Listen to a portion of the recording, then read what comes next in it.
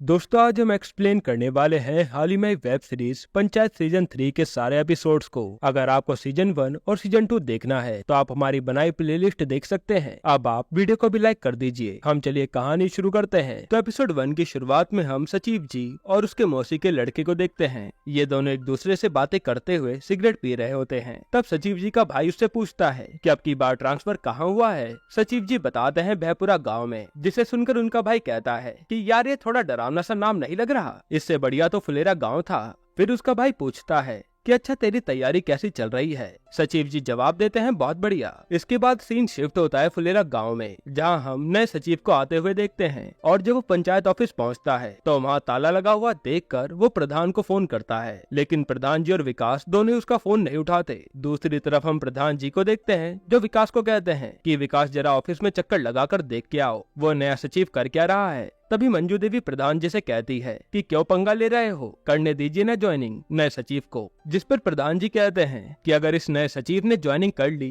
तो हमेशा के लिए सचिव जी का पत्ता कट हो जाएगा। यानी ये सब सचिव जी के लिए इस नए सचिव को ज्वाइनिंग करने से रोक रहे हैं। वहीं वो नया सचिव रास्ते में घूमते हुए भूषण और विनोद से टकरा जाता है। तो भूषण उससे पूछता है कि भाई साहब आप कौन हैं, जिस पे वो बताता है कि मैं इस गांव का नया सचिव हूँ और इस गांव में चल क्या रहा है, मुझे ज्वाइनिंग करनी है पर अभी तक पंचायत ऑफिस का ताला नहीं खुला।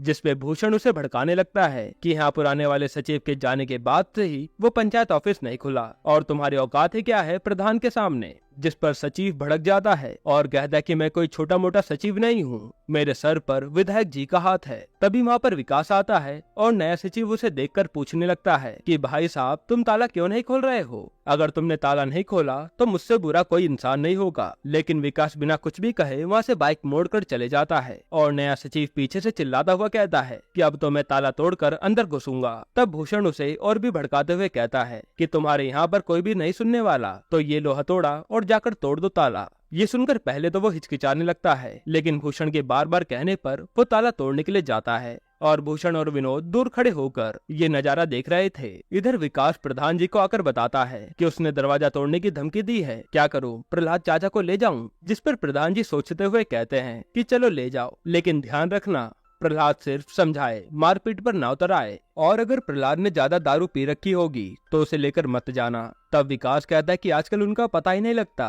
कि उन्होंने ज्यादा पी रखी है या कम। तभी वहाँ मंजू देवी आती हैं और विकास को खाना देते हुए कहती हैं कि इसे प्रहलाद को दे देना, और कहती है कि आपके और उस सचिव के बीच जो भी गड़बड़ चल रही है उसके बीच में प्रहलाद को बिल्कुल मत लाना। उस टाइम पर प्रधान जी मंजू देवी को तो मना कर देते हैं, लेकिन विकास वहाँ से सीधा प्रहलाद के पास पहुँचता है। तब हम प्रहलाद को देखते हैं, जो अपने बेटे के गुजर जाने के बाद गम में नशे में पड़ा होता है। विकास उसके पास जाकर उसे जगाता है और उसे खाना खाने के लिए कहता है। फिर जैसे प्रहलाद टिफिन खोलने लगता है, इतनी देर में विकास प्रहलाद को बता देता है कि नया सचिव ज्वाइनिंग करने आया है और वो ताला तोड़ने वाला है। ये सुनकर प्रहलाद को बहुत गुस्सा आता है, जिसके बाद ये दोनों बाइक पर बैठकर सीधा ऑफिस पहुंच जाते हैं। इधर भूषण और विनोद इन्हें देखकर दूर से ही मजे ले रहे थे और एक दूसरे से कहते हैं कि भैया अब मजा आएगा। फिर पंचायत ऑफिस आने के बाद प्रहलाद खाना खाने लगता है और सचिव को कहता है कि तुम ताला तोड़ते रहो और विकास जब तक हम खाना खा रहे हैं तुम एक बढ़िया सा बांस ले आओ और आगे से उसे थोड़ा नुकीला रखना।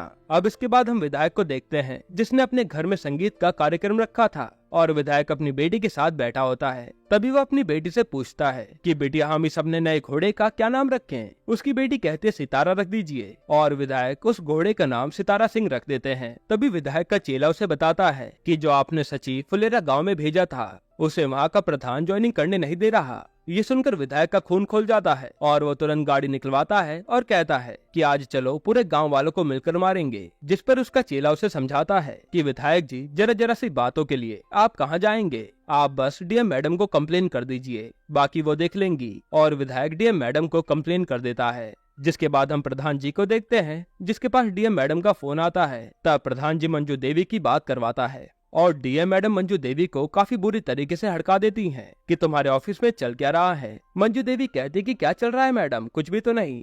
डीएम मैडम कहती हैं कि अगर तुम ऑफिस जाओगी तभी तो पता लगेगा ना, जल्द से तुम और उप प्रधान मेरे ऑफिस पहुंचो। जिसके बाद मंजू देवी और प्रधान जी पहले पंचायत ऑफिस पहुंचते हैं, जहां मंजू देवी देखती है कि नया सचिव दरवाजे पे बैठा है और प्रहलाद खाट पर सोया होता है। तब मंजू देवी उसे उठाती और कहती है कि यहाँ चल क्या रहा है। प्रहलाद कहता है कि कुछ भी नहीं, मैं तो बस यहाँ पर सो रहा था। तब नया सचिव बोल पड़ता है कि ये सो नहीं बल्कि मेरे को धमकी दे रहे थे। लेकिन तब तक प्रधान जी सचिव जी को डांट के चुप करवा देते हैं। तभी विकास वहाँ पर बांस का डंडा लेकर आता है और सचिव कहता है कि ये देखिए मैडम, ये इस डंडे से क्या करने वाले थे, लेकिन मैं डरने वाला नहीं हूँ। आखिर मैंने विधायक को कॉल करके एक ही बार में सबको हिला दिया ना।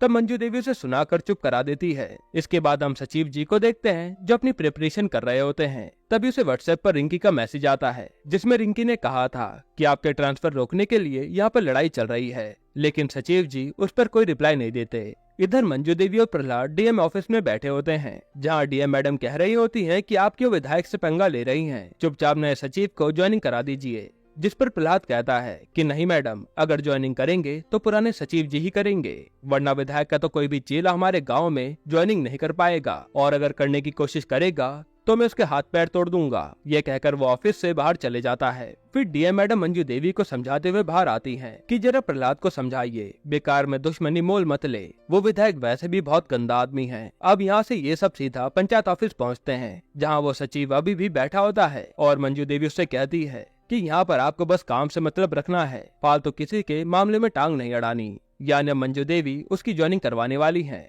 तब सचिव कहता है कि हम क्यों किसी के काम में टांग अड़ाएंगे, और ये आप मुझे बार बार धमकी देना बंद करिए, हमारे सर पर विधायक जी का हाथ है। ये सुनकर प्रहलाद को गुस्सा आ जाता है और वो उसी बांस को उठाकर सचिव को मारने के लिए आगे बढ़ता है। तभी प्रधान के पास डीएम मैडम का फोन आता है और वो बताती हैं कि विधायक को जेल हो चुकी है। उस पर आरोप लगा है कि उसने कुत्ते को जान से मारकर खा लिया है। ये सुनकर सभी लोग काफी खुश हो जाते हैं। यानी अब विधायक गया तो इस नए सचिव को भी ज्वाइनिंग करने नहीं दिया जाता। अगले दिन रिंकी व्हाट्सएप पर मैसेज करके सचिव जी को बताती है कि आपका ट्रांसफर रोक दिया गया है, जिसे देखकर सचिव जी खुश हो जाते हैं और रिंकी को कॉल करके उससे सारी इन्फॉर्मेशन पूछते हैं कि ये कैसे हुआ, कब हुआ। और इसी के साथ एपिसोड 1 यहीं पर खत्म होता है। एपिसोड 2 की शुरुआत में हम जगमोहन और उसकी फैमिली को देखते हैं जो आपस में बतिया रहे होते हैं। तभी उन्हें किसी चीज की आवाज आती है और जगमोहन भागते हुए बाहर जाकर देखता है तो प्रधान जी और मंजू देवी बाइक से गिर गए होते हैं क्योंकि उनके रास्ते में गड्ढा आ गया था। तब जगमोहन उन्हें उठने में उनकी मदद करता है। फिर प्रधान जी और मंजू देवी यहाँ से चले जाते हैं। जिसके बाद हम सचिव जी को देखते हैं जो गांव में वापस आ गए थे और हैंडपंप से नहाने के लिए बाल्टी भर रहे होते हैं। तभी वो भूषण को देखते हैं और उससे कहते हैं कि आपका हथौड़ा अंदर रखा हुआ है, जाकर ले लीजिए, और आपके और मेरे बीच कोई दुश्मनी नहीं है। मैं यहाँ पर अपनी नौकरी करने आया हूँ तो मुझे शांति से नौकरी करने दीजिएगा।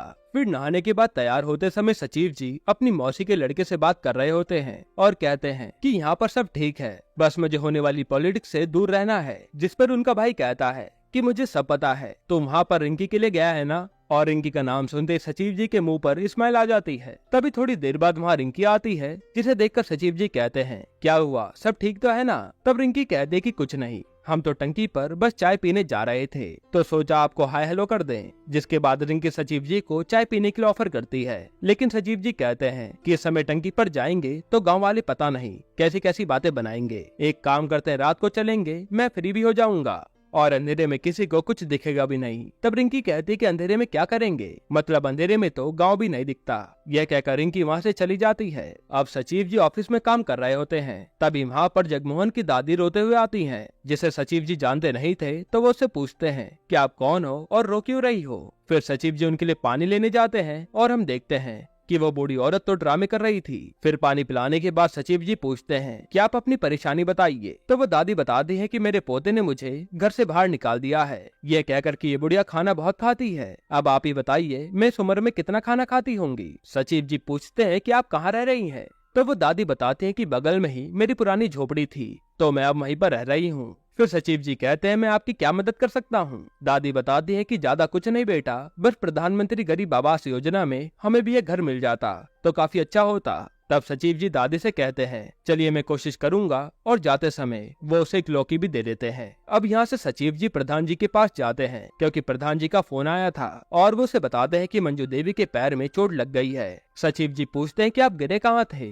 प्रधान जी बताते हैं वहीं जगमोहन के घर के सामने। तो सचिव जी कहते हैं ये वही जगमोहन है क्या जिसकी एक बूढ़ी दादी है। प्रधान जी कहते हैं हाँ, लेकिन आप उन्हें कैसे जानते हैं। सचिव जी बताते हैं कि उसकी दादी आज प्रधानमंत्री गरीब आवास योजना से घर मांगने के लिए आई थी। जिस पे मंजू देवी कहती हैं कि उन्हें क्यों मिलेगा घर, उनका घर तो पहले से बना हुआ है। सचिव जी कहते हैं कि जगमोहन ने अपनी दादी से लड़ाई करके उन्हें घर से बाहर निकाल दिया है, लेकिन मंजू देवी बताती है कि जब सवेरे हम गिरे थे तब वो तो अपने पोते के साथ ही थी, जिसपे प्रधान जी कहते हैं कि ये क्या नौटंकी चल रही है, सचिव जी जरा चेक करके आइए। इसके बाद सचिव जी निकल ही रहे होते हैं, तभी वहाँ विकास आ जाता है और सचिव जी से पूछता है कि आपने प्रहलाद चाचा को देखा है क्या। सचिव जी मना कर देते हैं। तब विकास बताता है कि पता नहीं वो कहाँ चले गए, एक दिन से गायब है। फिर सचिव जी थोड़ा सोचते हैं और कहते हैं कि कहीं निकल गए होंगे घूमने फिरने। वैसे जगमोहन का घर कहाँ है, जिसके बाद ये दोनों वहाँ चले जाते हैं। अब यहाँ वो बूढ़ी दादी सही में झोपड़ी में रह रही होती है और जगमोहन अपने ही घर के दरवाजे पर खड़ा होता है,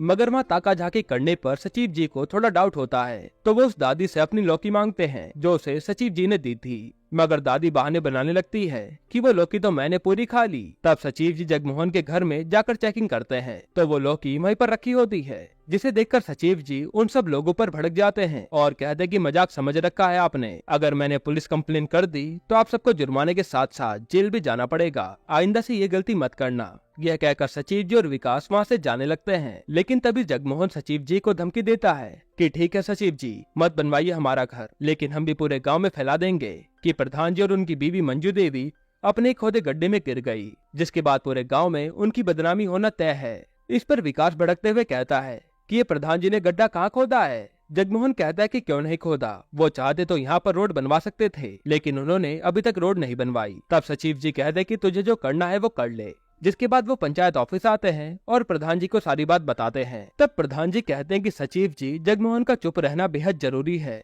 तो उसे पक्का घर दे दीजिए। लेकिन सचिव जी उसे देने से मना करते हैं और कहते हैं कि अगर मैं पकड़ा गया तो मेरे ऊपर कार्रवाई हो सकती है, और वैसे भी अगर किसी को पता लग भी गया कि आप और मंजू देवी गड्ढे में गिर गए थे तो इससे क्या ही हो जाएगा। अगर आपसे कोई पूछे कि रोड क्यों नहीं बनवा पा रहे हो तो कह देना जब अभी विधायक ही नहीं है तो रोड कहाँ से बनवाएंगे। तब विकास कहता है कि ये सब तो ठीक है, लेकिन बात फैलने पर प्रधान जी की बेइज्जती हो सकती है। प्रधान जी कहते हैं कि सचिव जी कुछ न कुछ तो करना होगा, इलेक्शन सर पर है। तब सचिव जी कहते हैं कि इसमें मैं क्या करूं, मैं तो यहाँ गलत ही आ गया दोबारा से यहाँ फंसने के लिए। अब ये सुनकर प्रधान जी गुस्सा होकर यहाँ से चले जाते हैं और घर पहुँचने पर प्रधान जी के घर के बाहर एक कंपाउंडर खड़ा होता है। प्रधान जी पूछते हैं कि क्या हुआ। तब कंपाउंडर कहता है कि वो रास्ते में जगमोहन मिला था, उसने कहा कि मंजू देवी के पैर में चोट लगी है। तब प्रधान जी उसे वहाँ से गुस्से में भगा देते हैं कि ऐसा कुछ भी नहीं हुआ है। फिर शाम को प्रधान जी मंजू देवी को लेकर सचिव जी के पास पंचायत ऑफिस आते हैं, तो मंजू देवी सचिव जी से कहती है कि आप ये काम करवा दीजिए, आप पर कोई भी आंच नहीं आएगी। सचिव जी कहते कि ऐसे कैसे आंच नहीं आएगी, भूषण से लेकर विधायक तक मेरे पीछे पड़े हुए हैं। तब प्रधान जी कहते हैं कि वैसे भी कुछ नहीं होगा, वो बुढ़िया तो अलग झोपड़ी में रह रही है। तब मंजू देवी कहती है कि अगर वो ड्रामा कर रही हैं तो उन्हें कह देना कि अब उन्हें ये ड्रामा असलियत में करना होगा, तभी उन्हें घर मिलेगा। विकास कहता है कि मगर अभी तक उन्हें लड़ता हुआ किसी ने देखा नहीं है तो सबूत कौन देगा। फिर मंजू देवी कहती है कि ठीक है, उन्हें कह दीजिए कि उन दोनों दादी पोते को पूरी भीड़ के सामने लड़ना होगा, तभी उन्हें घर मिलेगा और किसी को शक भी नहीं होगा। इसके बाद सचिव जी और विकास जगमोहन को समझाने जाते हैं कि तुम्हें अपनी दादी से लड़ना पड़ेगा। जगमोहन कहता है कि मैं अपनी दादी से नहीं लड़ सकता, जिस पर सचिव जी कहते हैं कि अब ये कहानी तुमने बनाई है तो फिर इसे भुगतो, और वैसे भी तुम्हें घर चाहिए या नहीं ये तुम्हें डिसाइड करना है। तब जगमोहन ये करने के लिए मान जाता है और थोड़ी देर बाद वो लड़ाई करते हुए अपनी दादी को घर से बाहर निकालकर झोपड़ी में फेंक देता है, जिसे 4-5 लोग देख लेते हैं। अब सुबह जगमोहन ने ये तो कर दिया था, लेकिन रात को जगमोहन को ये सब सोचकर काफी दुख हो रहा था कि उसने अपनी दादी को घर से निकाल दिया। इधर सचिव जी जगमोहन की दादी का नाम गरीब आवास योजना में डाल देते हैं और चाय बनाकर पीने लगते हैं। तभी वो खिड़की से टंकी को देखते हैं और सोचते हैं कि क्यों न टंकी पर जाकर चाय पी जाए। फिर वो टंकी की ओर चाय लेकर जाने लगते हैं। तभी माँ उसे रिंकी आती हुई दिखती है और वो भी चाय पीने आई थी। उसी टाइम इन दोनों को टंकी के ऊपर से प्रहलाद आता हुआ दिखता है, जिसने काफी ज्यादा पी रखी थी। तब रिंकी कहते कि आप प्रहलाद चाचा को संभालिए, मैं यहाँ से जाती हूँ। फिर सचिव जी प्रहलाद को नीचे उतारते हैं और प्रधान जी और विकास को वहाँ आने के लिए कहते हैं, जिसके बाद प्रधान जी और विकास वहाँ आकर प्रहलाद को प्रधान जी के घर ले आते हैं। अब यहाँ मंजू देवी ने प्रहलाद को सुला दिया था और मंजू देवी विकास को कहती हैं कि उस टंकी पर कुछ भी करके उसे बंद करवा दीजिए। आज के बाद उस टंकी पर कोई नहीं चढ़ेगा, क्योंकि आज प्रहलाद की वहाँ से जान भी जा सकती थी। यहीं पर एपिसोड 2 खत्म होता है। एपिसोड 3 की शुरुआत में जगमोहन की बीवी अपनी सासू माँ को खाना खिलाने के लिए झोपड़ी में जाती है और उसे खाना खिलाते हुए एक बकरी वाला देख लेता है जिसका नाम माधव है। उसके बाद हम विकास और प्रहलाद को खाना खाते हुए देखते हैं। तब खाना खाने के बाद विकास की बीवी खुशबू प्रहलाद को कहती है कि जो आपको चेक मिला था 50 लाख का, अगर आप उसे बैंक में जमा करवा देते तो अच्छा रहता। इतनी मोटी रकम घर पे रखना मुझे डर लगता है। जिसपे प्रहलाद कहता है कि कोई बात नहीं, उसे रखा रहने दो। यह कहकर प्रहलाद वहाँ से चले जाता है, लेकिन विकास खुशबू पर भड़क जाता है और कहता है कि आइंदा पैसों की बात प्रहलाद चाचा से मत करना। और दोस्तों, ये वही चेक होता है जो प्रहलाद के बेटे के शहीद होने पर सरकार ने मुआवजे के तौर पर प्रहलाद को दिया था। अब अगले सीन में सचिव जी और विकास ऑफिस में काम कर रहे होते हैं। तब सचिव जी विकास को कहते हैं कि वो गरीब आवास योजना की लिस्ट आ गई है, उसे बाहर चिपका दो। वहीं दूसरी तरफ भूषण विनोद और माधव को लिस्ट में आए नामों के बारे में बता रहा होता है और कहता है कि इस बार भी तुम दोनों का नाम नहीं आया। लेकिन जगमोहन की दादी का नाम देखकर भूषण कहता है कि चलो, इसकी दादी को तो मिलना भी चाहिए था, क्योंकि बेचारी बुढ़िया को उसके पोते ने ही निकाल दिया घर से। लेकिन तभी माधव कहता है कि क्यों मिलना चाहिए था, मैंने तो आज ही जगमोहन की बीवी को उस बुढ़िया को खाना खिलाते हुए देखा था। जिसके बाद भूषण सीधा सचिव जी के पास पहुंचता है और कहता है कि सचिव जी, जगमोहन की दादी का नाम गरीब योजना में क्यों आया है, जबकि उनका तो पक्का मकान है। तो सचिव जी कहते हैं कि जगमोहन ने अपनी दादी से लड़ाई करके उन्हें घर से बाहर निकाल दिया था, इसलिए उसकी दादी ने अपना नाम इस योजना में लिखवा दिया। अब बाकी की बात मुझे नहीं पता, तुम जाकर खुद ही पता कर लो। तब भूषण यहाँ से चले जाता है और भूषण के जाते ही सचिव जी परेशान हो जाते हैं कि मैंने तो पहले ही कहा था कि ऐसा कुछ जरूर होगा, तो जल्दी से जगमोहन को फोन लगाओ। अब वो तीनों वहाँ पहुँचते हैं। उससे पहले जगमोहन को सचिव जी ने सब कुछ समझा दिया था। तब जगमोहन अपनी बीवी को घर से बाहर निकाल रहा होता है कि आज के बाद अगर तूने इस बुढ़िया को खाना खिलाया तो तू भी मेरे घर से बाहर निकल जाना। ये कहकर वो और उसकी बीवी अंदर चले जाते हैं। विनोद ये देखकर भूषण से कहता है कि भैया, इनके बीच में तो सही में लड़ाई हो रखी है। फिर तीनों झोपड़ी में जाते हैं जहाँ वो बूढ़ी दादी लेटी होती है और भूषण पूछता है कि अम्मा जी क्या हुआ, सब ठीक तो है ना। तब दादी कहती है कि क्या बताएं बेटा, कुछ अच्छा नहीं लग रहा। भूषण कहता है कि लगता है आपकी तबीयत खराब है, तो मैं कंपाउंडर को बुला लाता हूँ। जिसके बाद ये तीनों कंपाउंडर को लेने चले जाते हैं। उधर सचिव जी प्रधान जी के घर पर थे और जगमोहन से फोन पर बात कर रहे होते हैं। जगमोहन बताता है कि वो तीनों कंपाउंडर को बुलाने गए हैं, मगर मेरी दादी की तबीयत तो बिल्कुल ठीक है, तो वो दवाई कौन सी खाएंगी। तब सचिव जी कहते कि तुम चिंता मत करो, वो डॉक्टर आएगा तो गैस की दवाई देगा और उससे कुछ भी नहीं होता। ये कहकर सचिव जी फोन काट देते हैं। तब प्रहलाद यहाँ सबको कहने लगता है कि पहले एक झूठ बोला, अब उसे छुपाने के लिए दूसरे झूठ बोले जा रहे हैं। प्रधान जी, आपने सचिव जी को फालतू में इन सब में फंसा दिया। उधर भूषण कंपाउंडर को ले आता है और कंपाउंडर उस दादी से पूछता है कि क्या दिक्कत है दादी, तो वो कहते कि बस अच्छा नहीं लग रहा। तब कंपाउंडर उन्हें गैस की गोली खिला देता है। अब आधी रात में जब सचिव जी सो रहे होते हैं तब उसे जगमोहन का फोन आता है। जगमोहन रोते हुए बताता है कि सचिव जी, अम्मा की तबीयत सच में खराब हो गई है, पता नहीं उस कंपाउंडर ने कौन सी दवाई खिला दी थी, इसलिए गाड़ी का इंतजाम करवा दीजिए, हॉस्पिटल जाना पड़ेगा। जिसके बाद सचिव जी सीधा प्रहलाद के पास जाते हैं और उन्हें सारी बात बताकर पूछते हैं कि कहीं गाड़ी मिलेगी क्या। फिर प्रहलाद सचिव जी को एक जगह पर लेकर आता है जहाँ से उन्हें एक टेम्पो मिलता है, लेकिन टेम्पो चलाने वाले ने काफी ज्यादा पी रखी होती है और प्रहलाद ने भी थोड़ी सी पी रखी थी। जिसके बाद अब टेम्पो सचिव जी चलाकर लाते हैं और जगमोहन के घर से उसकी अम्मा को लेकर सीधा हॉस्पिटल ले जाते हैं। तब जाकर उन्हें आराम मिलता है। फिर बाहर आकर जगमोहन सचिव जी और प्रहलाद को धन्यवाद कहता है और सचिव जी से आज रात कितना खर्चा आएगा उसके बारे में पूछता है। प्रहलाद कहता है कि तुम चिंता मत करो, मैं देख लूंगा, वैसे भी सरकार ने 50 लाख रुपए दिए हैं, उसका मैं करूंगा ही क्या। अब अगले दिन जगमोहन अपनी दादी को हॉस्पिटल से डिस्चार्ज करवा लाता है, लेकिन जगमोहन की दादी पक्के घर में जाने की बजाय झोपड़ी में चली जाती हैं, वरना लोगों को उन पर शक हो जाएगा। ये देखकर जगमोहन को अच्छा नहीं लगता, तो वो सीधा प्रहलाद के पास जाता है और कहता है कि भैया, अब हम सोच रहे हैं कि गरीब आवास योजना से अपना नाम हटवा लें, क्योंकि अगर घर मिला तो अम्मा से दूर रहना पड़ेगा और वो हो नहीं सकता। तो प्रहलाद कहता है कि ये सब तो तुम्हें पहले से सोचना चाहिए था। जगमोहन बताता है कि मैंने तो ये सब सोचा था, लेकिन अम्मा ने जबरदस्ती करके ये मुझसे काम करवा दिया, अब आप ही कुछ करिए। ये कहकर वो रोने लगता है। जिसकी बात प्रहलाद जगमोहन की दादी को अपने घर ले आता है और दिखाता कि परिवार के बिना घर कितना सूना सूना लगता है। अब उसका घर देखकर दादी काफी हैरान हो जाती है, क्योंकि उसके घर में सब कुछ बिखरा पड़ा था। तब प्रहलाद कहता है कि मेरी तो मजबूरी है, लेकिन आपके सामने तो आपका पूरा परिवार पड़ा है, तो क्यों गलती कर रही हो। अब ये बात दादी को समझ आ जाती है और वो गरीब आवास योजना से अपना नाम हटवा लेती हैं, ताकि वो अपने बच्चों के साथ रहे। और इस बार भूषण, विनोद और माधव सचिव जी की तारीफ करते हुए कहते हैं कि चलो, इस बार तुमने एक अच्छा काम तो किया, एक दादी को उसके पोते से मिलवा दिया। तभी विनोद और माधव पूछते हैं कि सचिव जी, अब ये जो घर था वो किसे मिलेगा। जिस पर सचिव जी कहते हैं कि वो तो प्रधान जी डिसाइड करेंगे। यहीं पर एपिसोड 3 खत्म होता है। एपिसोड 4 की शुरुआत में हम देखते हैं कि पंचायत ऑफिस में आज एक मीटिंग बिठाई जाती है और मीटिंग शुरू होने से पहले सचिव जी मंजू देवी को समझा रहे होते हैं कि सभी लोगों को बता दीजिए कि अभी विधायक की पोस्ट खाली है, तो जब तक विधायक ही नहीं रहेगा तो रोड का काम चालू नहीं हो पाएगा। प्रहलाद भी प्रधान जी को कहता है कि सचिव जी एकदम सही कह रहे हैं, जिस पर प्रधान जी थोड़ा गुस्से में होकर प्रहलाद को बोलते हैं कि तुम ही सबको बता देना, वैसे भी आजकल हम लोगों से ज्यादा लोग तुम्हारी सुन रहे हैं। तभी विकास आता है और कहता है कि चलिए मीटिंग शुरू हो गई है। अब मीटिंग के बीच में वहाँ भूषण आ जाता है और चिल्लाते हुए बोलता है कि प्रधान जी आपने ये अच्छा नहीं करा, जगमोहन की अम्मा वाला घर भी आपने फुलेरा पश्चिम में दे दिया है। तब पंचायत वार्ड के मेंबर पूछने लगते हैं कि भूषण भाई आखिर हुआ क्या, और भूषण बताता है कि गरीब आवास योजना में टोटल 12 घर सरकार ने बनाने के लिए कहा था, जिसमें से 7 घर इन्होंने फुलेरा पश्चिम में दिए थे और 4 घर फुलेरा पूर्व में और 1 घर जगमोहन की अम्मा को दिया था। लेकिन जगमोहन की अम्मा वाला घर अब रद्द हो चुका है, तो उन्होंने वो घर भी फुलेरा पश्चिम में दे दिया। कायदे से तो वो घर फुलेरा पूर्व वालों को मिलना चाहिए था।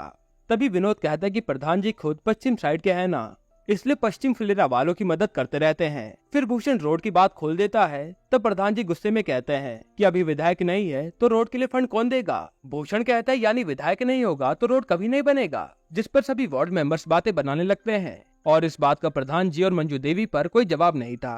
तब भूषण सभी वार्ड मेंबर्स को और भी भड़काने लगता है कि इस प्रधान ने हमारे गाँव के लिए करा कुछ भी नहीं है और ऊपर से विधायक से हमारी दुश्मनी करवा दी, वो भी सचिव के लिए। फिर वो सबको बताता है कि विधायक को बेल मिल चुकी है और इस इलेक्शन में उसकी बीवी विधायक की जगह पर खड़ी होगी और उनका जीतना तय है। फिर वो कहता है कि मैं गांव वालों से विनती करता हूं कि इस बार इलेक्शन में हमें प्रधान को बदलना ही होगा। यह कहकर भूषण वहां से चले जाता है और भूषण की इन्हीं बातों को सुनकर सबका मुंह उतर जाता है। वहीं अगले सीन में हम विकास को देखते हैं, जिस पर किसी का फोन आ रहा होता है। तब उसकी बीवी पूछती है कि क्या हुआ। वो बताता है कि आज वीडियो के बाहर तनख्वाह बढ़ाने के लिए धरना है, लेकिन मेरा जाने का मन नहीं कर रहा। तब खुशबू कहते कि हाँ आप प्रधान जी की चिंता में लगे रहो, लेकिन वो तो पैसे वाले लोग हैं, बाद में उन्हें कोई दिक्कत नहीं होगी। तभी विकास भड़क जाता है कि तुम बार बार पैसे पर क्यों आ जाती हो। तब उसकी बीवी उसे प्यार से समझाती है कि अभी हमें भले कोई दिक्कत ना हो, लेकिन आगे जब हमारा बच्चा होगा तब तो हमें पैसों की जरूरत पड़ेगी। जिसके बाद विकास धरने पर चले जाता है। अब इधर सचिव जी जब खाली होते हैं तो वो रिंकी को फोन करके पूछते हैं कि प्रधान जी क्या कर रहे हैं। रिंकी बताते हैं कि पापा और मम्मी का आपस में झगड़ा हो रहा है और मैं थोड़ी देर में बाजार जाने वाली हूँ ताकि थोड़ा घूम फिर सकूं और इस झगड़े से दूर रहूं। सचिव जी पूछते हैं कि किसके साथ जा रही हो। रिंकी कहती कि शायद पैदल जाऊंगी। तो सचिव जी कहते कि चलो मैं तुम्हें ले चलता हूँ और रिंकी उनके साथ जाने के लिए मान जाती है। फिर दोनों बाजार घूमने निकल जाते हैं। दूसरी तरफ प्रहलाद पेड़ के नीचे बैठकर दारू पी रहा होता है। वहीं विकास धरने पर बैठा होता है और इधर प्रधान जी और मंजू देवी का झगड़ा चल रहा होता है। जिसके बाद हम रिंकी और सचिव जी को मंदिर से बाहर निकलते हुए देखते हैं, जहां सचिव जी रिंकी को MBA करने की सलाह देते हैं क्योंकि रिंकी को अब अपने करियर पर ध्यान देना था। तब सचिव जी पूछते हैं कि पहले तो तुम्हारे घर वाले शादी करवा रहे थे, अभी अचानक से पढ़ाई कैसे। रिंकी बताती कि वो शादी के लिए मेरे पीछे पड़े थे, लेकिन मैंने अब मना कर दिया है और मुझे अपने करियर पर ध्यान देना है। तभी सचिव जी को रिंकी से पता चलता है कि उसके तो केवल मैथ में 42 नंबर ही आए थे, फिर भी वो रिंकी को मोटिवेट करते हैं कि तुम MBA कर लोगी। इसके बाद हम भूषण, उसकी बीवी, विनोद और माधव को तैयार देखते हैं, जो कि विधायक से मिलने जा रहे थे। फिर विधायक के घर पहुंचने पर पहले तो विधायक का चेला उन्हें अंदर जाने नहीं देता। तब भूषण कहता है कि हम फुलेरा गांव के प्रधान से बदला लेना चाहते हैं, जिसके बाद छुट्टन उन्हें अंदर जाने देता है। अब विधायक भूषण और उसकी पत्नी से पूछता है कि क्या तो मंजू देवी को इस बार हरा दोगी। क्रांति देवी कहती है कि अगर आपका सहयोग रहा तो पक्का उसे हरा देंगे और विधायक उनकी प्लानिंग पूछता है। भूषण बताता है कि पहले तो हम आपके और फुलेरा गांव के बीच समझौता करवाएंगे और उसके बाद आपको इलेक्शन जीतकर विधायक बनने के बाद फुलेरा गांव की रोड बनवानी होगी और इसका आश्वासन गांव वालों को अभी देना होगा। तब विधायक कहता है कि अच्छा तो ये सब करके तुम बड़े नेता बन जाओगे, लेकिन बदले में मुझे क्या मिलेगा। भूषण कहता है कि बदला, वो भी उस प्रधान से जिसने आपकी बेइज्जती की थी। ये सुनकर विधायक भूषण और उसकी पत्नी का साथ देने के लिए तैयार हो जाता है। फिर शाम को ऑफिस में विकास सचिव जी को बता रहा होता है कि आज मैं धरने पर गया था, लेकिन वहाँ जाने का कोई फायदा नहीं है। सरकार का जब मन करेगा वो सैलरी तभी बढ़ाएगी। जिस पर सचिव जी कहते हैं कि हाँ भाई ऐसा ही होता है, मैं तो कह रहा हूँ तो अपना एक अलग बिजनेस खोल ले। तभी वहाँ प्रहलाद आ जाता है और पूछता है कि किसी ने प्रधान जी का हालचाल लिया या नहीं, लेकिन कोई कुछ भी नहीं बोलता। फिर रात को प्रधान जी गुस्से में छत पर बैठे होते हैं तो रिंकी उन्हें खाना खाने के लिए बुलाती है, पर वो नीचे नहीं जाते। तभी व्हाट्सएप ग्रुप पर सबका हाई मैसेज आता है, यानी आज रात को इनकी महफिल लगने वाली है। फिर चारों जने बियर पीने बैठे होते हैं, लेकिन आज किसी का भी मूड अच्छा नहीं होता और सबके मुंह लटके हुए थे। तब प्रधान जी कहते हैं कि यहाँ पर भी अगर मुझे गाली देनी है तो दे दो, वैसे भी सब लोग मुझे गाली दे ही रहे हैं। तब प्रहलाद कहता है कि मुझे आपसे बात करनी है। वैसे भी हम सबसे उस आवास योजना में गलती तो हुई है और मैं सोच रहा हूँ मुझे सरकारी मुआवजा जो मिला है 50 लाख रुपए, उसे देकर हम गांव की रोड बनवा लेते हैं, जिसके बाद आप इलेक्शन जीत जाएंगे। इस पर सचिव जी कहते हैं कि सरकारी काम के लिए आप अपना पैसा क्यों देंगे, और विकास भी यही कहता है। तभी प्रधान जी कहते हैं कि अब चाहे जो भी हो जाए, रोड तो सरकारी फंड से ही बनेगी, बाकी जो होगा देखा जाएगा। तब प्रहलाद कहता है कि रोड बनने दीजिए प्रधान जी, वरना आप इलेक्शन हार जाएंगे। प्रधान जी चौंक के कहते हैं कि कैसे हार जाएंगे इलेक्शन, तुम तो हमारे साथ हो ना। जिस पर प्रहलाद कहता है कि नहीं, हम नहीं है, इस बारी हम इलेक्शन नहीं लड़ेंगे, क्योंकि गांव वालों को लगता है कि हम अपने शहीद बेटे के पीछे अपनी गलतियों को छुपा रहे हैं, और इससे अच्छा तो हम इलेक्शन लड़े ही ना। तभी ये लोग भूषण और उसके साथियों को विधायक के पास से आता हुआ देखते हैं। यहीं पर एपिसोड 4 खत्म होता है। तो एपिसोड 5 की शुरुआत में हम विनोद और माधव को भूषण के घर जाते हुए देखते हैं, जहां जाकर वो भूषण को बताते हैं कि इस बारी प्रहलाद इलेक्शन नहीं लड़ेगा, जिसे सुनकर भूषण खुश हो जाता है कि इस बारी तो मुझे प्रधान बनने से कोई नहीं रोक सकता। फिर हम सचिव जी को देखते हैं, जो मंजू देवी और प्रधान जी को बता रहा होता है कि भूषण ने पंचायत ऑफिस में मीटिंग बिठाने के लिए कहा है, क्योंकि वो रोड बनवाने पर कुछ बताने वाला है, जिसे सुनकर प्रधान जी भड़कने लग जाते हैं कि वो है कौन जो मीटिंग रखने के लिए कह रहा है। तब मंजू देवी कहती हैं कि हमारे पास और कोई विकल्प नहीं बचा है, हमें उसकी बात सुननी ही पड़ेगी, अगर वो रोड बनवाने का कोई हल ढूंढ लाया है तो। और वैसे भी इस बारी प्रहलाद भी हमारे साथ इलेक्शन में नहीं लड़ रहा, तो हमें थोड़ी सावधानी बरतनी पड़ेगी। फिर हम पंचायत ऑफिस में मीटिंग का सीन देखते हैं, जहां सभी लोग आए होते हैं, और मंजू देवी भूषण से पूछती है कि बताओ क्या बात करनी है रोड के ऊपर, जिसपे भूषण कहता है कि विधायक जी के साथ शांति समझौता करके रोड बन जाएगा। ये सुनकर प्रधान जी काफी तेज तेज हंसने लगते हैं और कहते हैं कि हम लाख बार उसके सामने हाथ क्यों न जोड़ लें, लेकिन तब भी वो यहाँ की रोड नहीं बनवाएगा।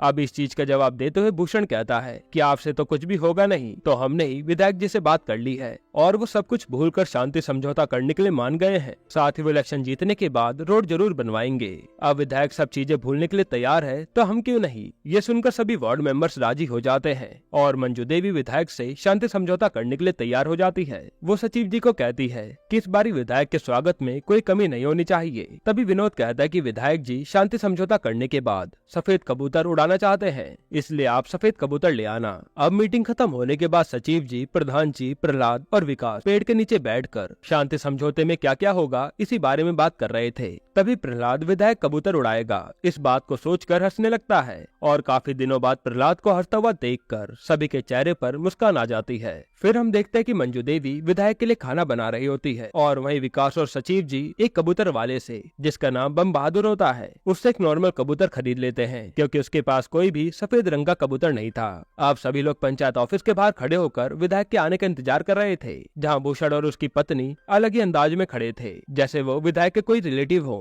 तभी थोड़ी देर बाद विधायक वहाँ आ जाता है, जहाँ वो अपनी बेटी को भी लेकर आया था, और सबको कहता है कि मेरी बेटी चित्रा आप सबसे मिलना चाह रही थी। फिर प्रधान जी विधायक को माला पहनाने के लिए आगे बढ़ते हैं, लेकिन विधायक सीधा भूषण के पास चला जाता है और भूषण उसको माला पहनाकर उसका स्वागत करता है। इसके बाद विधायक प्रहलाद के पास जाकर उसके बेटे के शहीद होने पर झूठे आंसू बहाता है, क्योंकि वहाँ पर रिपोर्टर भी आए हुए थे। अब ये सब होने के बाद मंजू देवी विधायक को कहती है कि चलिए विधायक जी, आपके लिए भोजन तैयार है। जिस पे विधायक कहता है कि हम खाना तो खाएंगे, लेकिन आपके यहाँ पर नहीं। दरअसल भूषण ने पहले ही हमारे खाने का इंतजाम कर रखा है। तब भूषण कहता है कि विधायक जी, विनोद क्या खाना खाएंगे। जिसके बाद विधायक विनोद क्या खाना खाने बैठता है और विनोद से कहता है कि खाने में क्या बनाया है। विनोद बताता है कि आपके लिए हमने स्पेशल बकरा बनाया है। ये सुनते विधायक तुरंत जितने भी लोग वहाँ थे उन सबसे वीडियो बनाने के लिए मना करता है। तब भूषण विधायक के चेले छुट्टन से पूछता है कि विधायक जी ऐसा क्यों कर रहे हैं। छुट्टन बोलता है कि कुत्ते को मारने वाले केस के बाद से सरकार ने उन्हें किसी भी तरीके के जानवर को खाने से मना किया है।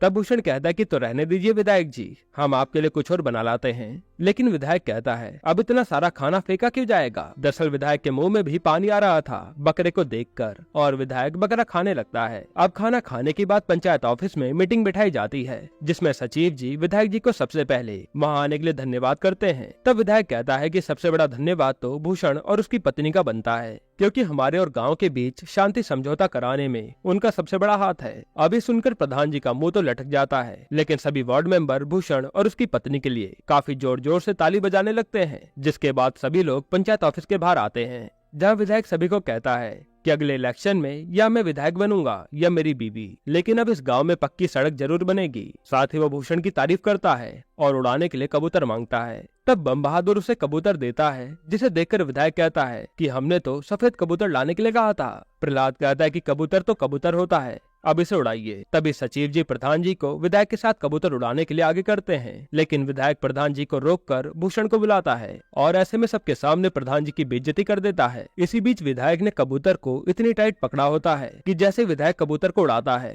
तो कबूतर उड़ने की बजाय सीधा जमीन पर नीचे गिर के मर जाता है। तब बम बहादुर अपने कबूतर को मरा हुआ देखकर विधायक को कहता है कि सही केस लगा है तुम पर, तुमने कुत्ता मारा भी होगा और उसे खाया भी होगा। ये सुनकर छुट्टन बम बहादुर का गला पकड़ लेता है। तब सचिव जी और प्रहलाद कहते हैं कि गला छोड़ दे, वरना मारे बिना यहाँ से नहीं जाने देंगे। और तब विधायक और उसका चेला वहाँ से चले जाते हैं। फिर सभी गाँव वाले विधायक को गालियाँ सुनाने लगते हैं और भूषण जो गाँव वालों के सामने हीरो बनना चाहता था, उसका प्लान फेल हो जाता है। इसी के साथ एपिसोड 5 यहाँ पर खत्म होता है। एपिसोड 6 की शुरुआत में हम देखते हैं कि सचिव जी अपनी पढ़ाई कर रहे होते हैं। तभी वहाँ रात में 2 रिपोर्टर आते हैं और सचिव जी से पूछते हैं कि विधायक के हाथों एक कबूतर मारा गया है ना। सचिव जी कहते हैं हाँ। जिसके बाद वो रिपोर्टर प्रधान जी से परमिशन लेते हैं बम बहादुर का इंटरव्यू लेने के लिए। साथ ही वो बताते हैं कि अगर आप बम बहादुर को सपोर्ट करेंगे तो विधायक बम बहादुर का इंटरव्यू देखने के बाद भी उसे कुछ करवाने के बारे में सोचेगा भी नहीं। तब प्रधान जी कहते हैं मैं अभी थोड़ी देर में सोच के बताता हूँ। जिसके बाद प्रधान जी सोच में पड़ जाते हैं कि उसे बम बहादुर का इंटरव्यू दिलवाना चाहिए या नहीं। तब मंजू देवी उन्हें कहती है कि आप इंटरव्यू लेने दीजिए, अगर विधायक बम बहादुर को कुछ करेगा तो आप संभाल लेना और उसे बचाकर आपका गांव में काफी नाम होगा, क्योंकि वो पोरू फुलेरा का रहने वाला है और ये वही लोग थे जिन्हें भूषण भड़का रहा था। अब ये आइडिया प्रधान जी को काफी अच्छा लगता है और वो इंटरव्यू लेने की परमिशन दे देते हैं। जिसके बाद वो रिपोर्टर बम बहादुर का इंटरव्यू लेकर उसे न्यूज चैनल पर डाल देते हैं। अगले दिन भूषण, विनोद और माधव विधायक से मिलने जाते हैं, जहाँ विधायक काफी गुस्से में होता है बम बहादुर के इंटरव्यू को लेकर और वो भूषण को कहता है कि जाकर बम बहादुर को कह दो कि हमसे पब्लिकली माफी मांग ले, वरना हम उसके साथ कुछ बुरा कर देंगे। वहीं इधर इनके सचिव जी के पास एमबी की किताबें लेने आती है, जहाँ सचिव जी उसे सारी किताबें दे देते हैं और ये देखकर रिंकी हैरान हो जाती है कि एमबीए के लिए इतनी सारी किताबें पढ़नी पड़ती हैं। तब सचिव जी कहते हैं कि हाँ, और मुझे यकीन है तुम एमबीए क्लियर कर लोगी। इसके बाद सचिव जी, प्रधान जी, प्रहलाद और विकास बम बहादुर को पंचायत ऑफिस में शिफ्ट कर देते हैं और कहते हैं कि जब तक ये इंटरव्यू वाला मामला शांत नहीं हो जाता तब तक तुम यहीं रहोगे और डरने की जरूरत नहीं है, हम तुम्हारे साथ हैं। तभी प्रहलाद कहता है कि प्रधान जी मान लीजिए अगर विधायक बम बहादुर पर हमला कर दे तो उसके पास एक छोटा मोटा हथियार तो होना चाहिए। विकास कहता है कि हमारे पास एक हथियार है और वो उसे वही बांस का डंडा ला कर देता है जो नए सचिव को मारने के लिए लाया था। तभी विकास पर फोन आता है खुशबू का और वो बताती है कि हम बेहोश हो गए थे। ये सुनते सब लोग विकास के घर पहुंच जाते हैं। उधर से मंजू देवी और रिंकी भी वहां पहुंच गए थे। आप सब लोग विकास के घर पर बैठकर सोच रहे होते हैं कि आखिर खुशबू को हुआ क्या जो उसे चक्कर आ गए। तभी मंजू देवी कहती है कि शायद खुशबू प्रेग्नेंट है, जाकर हॉस्पिटल में टेस्ट करवाओ। तब प्रहलाद पूछता है कि हॉस्पिटल कैसे जाओगे। विकास कहता है कि ऑटो से चले जाएंगे। तब प्रधान जी कहते हैं कि नहीं, अभी मैं गाड़ी मंगवा रहा हूँ, तुम उसमें ही बैठकर जाना। इधर भूषण, उसकी बीवी, विनोद और माधव बम बहादुर को ढूंढ रहे होते हैं और वो एक चाय वाले से पूछते हैं कि तुमने बम बहादुर को कहीं देखा क्या। तब वो चाय वाला बताता है कि बम बहादुर तो पंचायत ऑफिस की तरफ गया था। जिसके बाद वो पंचायत ऑफिस जाते हैं जहाँ ताला लगा हुआ था।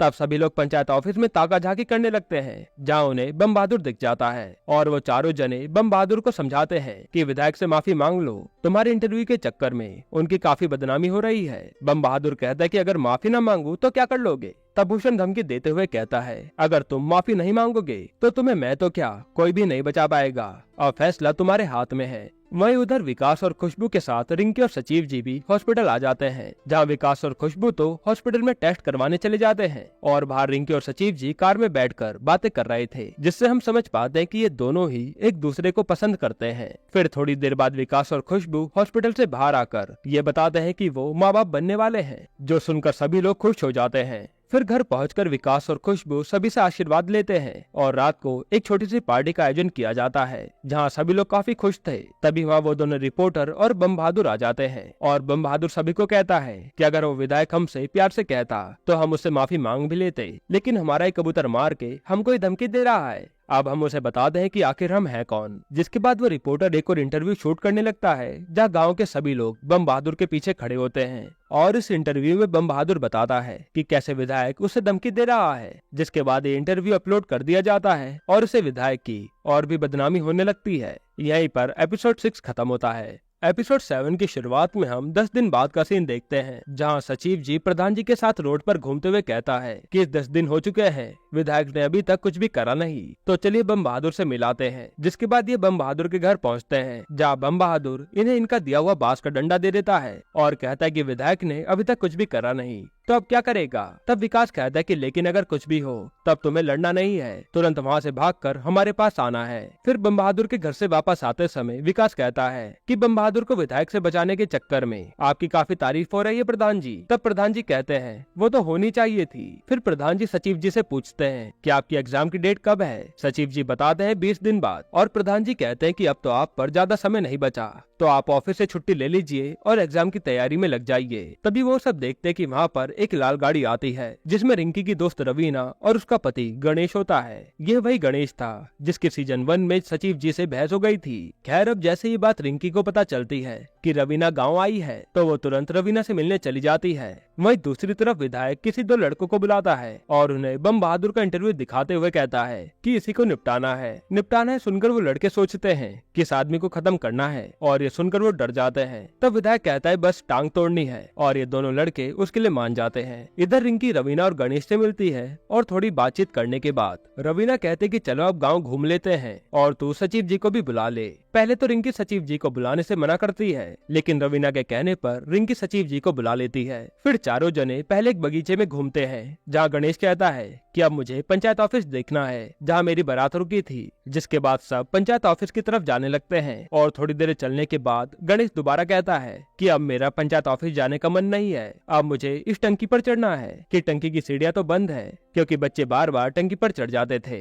तभी वहाँ से विकास और प्रहलाद जा रहे होते हैं। प्रहलाद पूछता है कि क्या हुआ। तब सचिव जी उसे सब बताते हैं। तब प्रहलाद टंकी का दरवाजा खोल देता है और कहता है कि मेहमान ने कहा है तो सब चीज हो जाएगी, मेहमान तुम ऊपर जाओ आराम से चढ़ना। तब गणेश कहता है कि अब ऊपर जाने का मन नहीं कर रहा और ये कहकर वो वहाँ से चले जाता है। ये देखकर विकास सचिव जी को कहता है कि सही कहा था आपने, ये आदमी सही में पागल है। जिसके बाद हम बम बहादुर को देखते हैं जो तालाब के पास बैठकर बीड़ी पी रहा होता है। तभी वो 2 लड़के जिन्हें विधायक ने भेजा था वो बम बहादुर के पास आकर बैठ जाते हैं और उसे बताते हैं कि हम तुम्हीं से मिलने आए हैं, दरअसल हमें विधायक ने तुम्हारी टांगे तोड़ने के लिए भेजा है। अब ये सुनकर बम बहादुर सोच में पड़ जाता है और अपनी बीड़ी पूरी खत्म करके मौका देखकर वहाँ से भागने लगता है। और दोस्तों इस सीन को देखने में काफी हंसी आती है क्योंकि बम बहादुर इतनी तेज भाग रहा होता है कि मानो वो मैराथन जीतने के लिए भाग रहा हो और वो दोनों उसे पकड़ नहीं पाते। फिर बम बहादुर भागते हुए सीधा पंचायत ऑफिस पहुंचता है और वह सबको बताता है कि विधायक के आदमी मुझे मारने आए थे। तब सब जने बाहर आकर देखते हैं तो उन्हें कोई भी नहीं दिखता।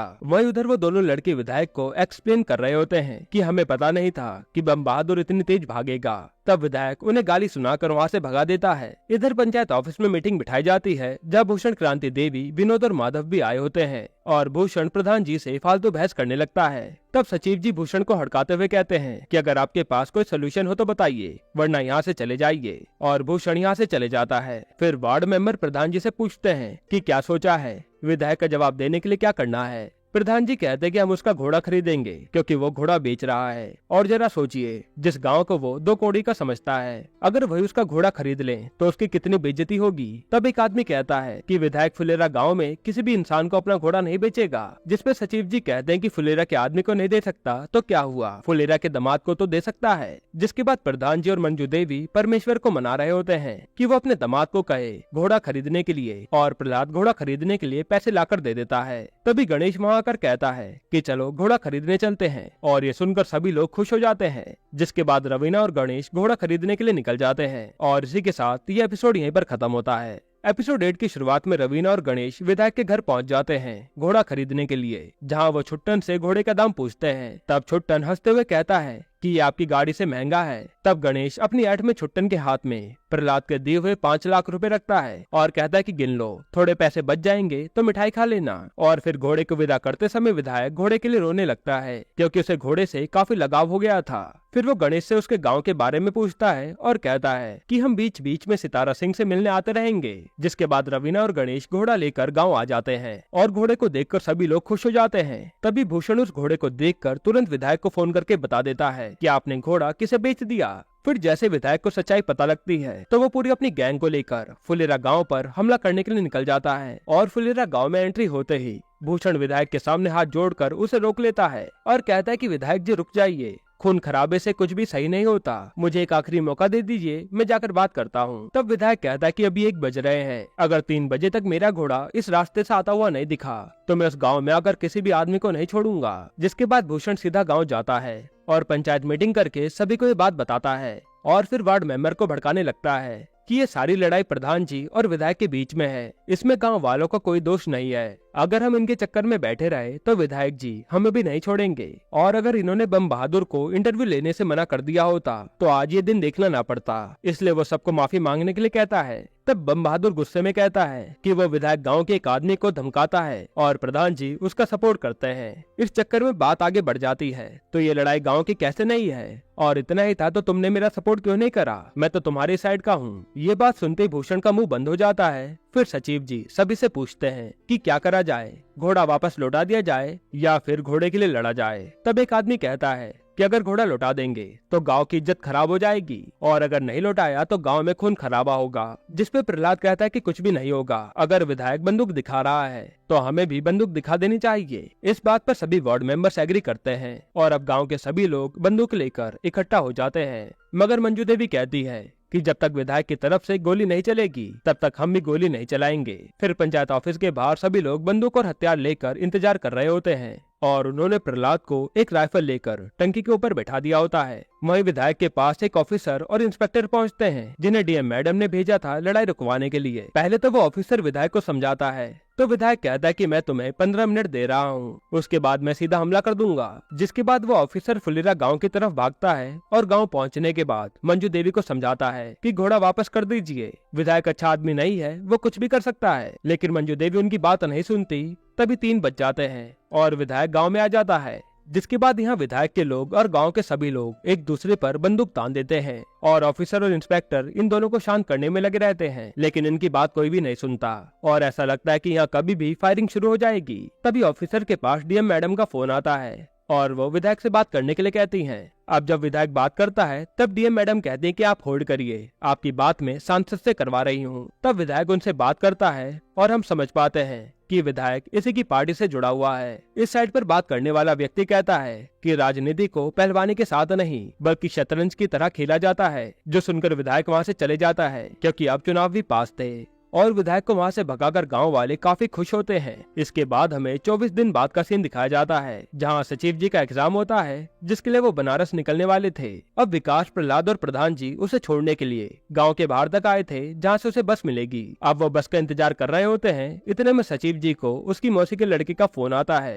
क्योंकि वो भी सचिव जी के साथ बनारस जाने वाला था और थोड़ी देर बाद वहाँ बस आ जाती है और सचिव जी बस में चढ़ने वाले होते हैं कि तभी 2 आदमी बाइक पर बैठकर आते हैं और इन चारों पर गोली चलाने लगते हैं। तब ये लोग किसी तरह बचते हुए सचिव जी को बस में चढ़ाते हैं और फिर वहाँ से भाग निकलते हैं। लेकिन वो दोनों बंदूक वाले तो इनके पीछे पड़े थे इन्हें मारने के लिए, जिसके थोड़ी देर बाद इन तीनों को वो दोनों बंदूक की नोक पर ले लेते हैं। तभी सचिव जी का कॉल आता है कि सब ठीक तो है। विकास उनसे झूठ कहता है कि हाँ यह सब ठीक है। फिर कॉल काटने के बाद वो आदमी पूछते हैं कि तुम में से प्रधान कौन है। तब प्रधान जी आगे बढ़ते हुए कहते हैं कि हाँ मैं ही प्रधान हूँ, बता क्या कर लेगा। तब वो आदमी प्रधान जी को गोली मार देता है। अब हम देखते कि रात को सचिव जी अपनी मौसी की लड़की के साथ हॉस्पिटल पहुँचते हैं जहाँ रिंकी उसे बताती है कि गोली कंधे पर लगी है लेकिन अब वो सेफ है। तब सचिव जी गुस्से में हॉस्पिटल से बाहर निकलते हैं और प्रहलाद और विकास उसके पीछे पीछे बाहर आते हैं। फिर ये चारों जने हॉस्पिटल के बाहर आकर देखते हैं कि विधायक प्रधान जी से मिलने आ रहा है। तभी सचिव जी गुस्से में विधायक को कहते हैं कि क्या हुआ, दोबारा गोली मारने आया है,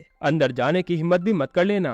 तब छुट्टन सचिव जी को शांत करने लगता है लेकिन सचिव जी गुस्से में बहस करनी शुरू कर देते हैं। यह भूषण भी विधायक के साथ आया होता है और वो भी प्रधान के बारे में काफी भला बुरा कह रहा था। तब गुस्से में सचिव जी भूषण के चाटा मार देते हैं और तभी वहाँ इन सब की लड़ाई शुरू हो जाती है जहाँ एक तरफ विधायक, उसकी गैंग और भूषण थे और दूसरी तरफ सचिव जी, विकास, प्रहलाद और उनकी मौसी का लड़का था और ये काफी बुरी तरह से एक दूसरे को मार रहे थे। ये फाइटिंग सीन देखने में काफी मजेदार था। इसके बाद पुलिस इन सबको पकड़ के पुलिस स्टेशन ले जाती है, जहाँ वो ऑफिसर और इंस्पेक्टर बैठकर बातें कर रहे होते हैं। कितना झगड़ा मारपीट वगैरह देखकर तो ऐसा लग रहा है कि सचमुच पंचायत इलेक्शन अब पास आ गए हैं। इसी के साथ ये वेब सीरीज यहीं पर खत्म होती है। दोस्तों, इसके अगले सीजन में हम देखेंगे कि प्रधान जी पर असल में गोली किसने चलाई थी और प्रधान जी और भूषण में से इस बार चुनाव कौन जीतेगा, ये देखने लायक होगा। बाकी आपको ये वेब सीरीज कैसी लगी हमें कमेंट में जरूर बताइएगा। और अगर आपको हाल ही में आई कमाल की मूवी देखनी है तो आप ये वीडियो देख लीजिए।